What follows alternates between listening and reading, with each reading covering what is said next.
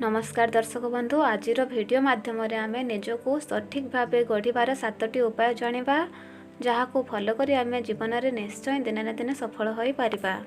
प्रथम उपायटी हूँ निजको जानिबा अर्थात निजर शक्ति और दुर्बलता गुड़ी को आम बुझा चेष्टा करबा केउं कार्य गुड़ी को आम भल भाव में केउं कार्य गुड़ी को आम द्वारा हो पारना से गुड़ी को चिन्हट करबा।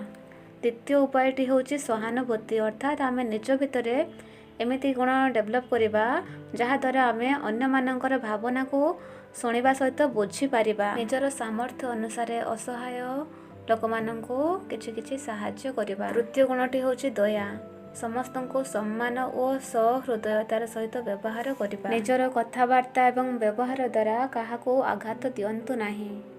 चतुर्थटी हूँ सत्यवादिता निजर कार्य सत्य और प्रकाशमान रुहतु अर्थात आपण जहाँ विचार कर कथा माध्यम प्रकाश करंतु एवं कार्य कर देखा चेष्टा करंतु।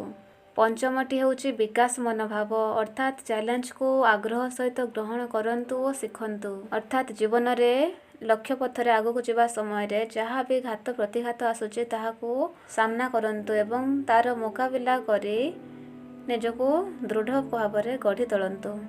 षष्ठटी हूँ श्रृंखला निजर लक्ष्य और मूल्यबोधरे प्रतिबद्ध अर्थात निजर लक्ष्य को पूरण करने जहाँ भी किसी आमको सामना करने को पड़ुछि ताकू आम श्रृंखलित भाव में सामना करवा। आम जदि अन्यमनस्क हो लक्ष्यभ्रष्ट होताले आम लक्ष्य पूरण करिपारिबा नाही। निजर मन को बुद्धि को स्थिर रखी आमको लक्ष्य पथरे आगे जावाई पड़िबो।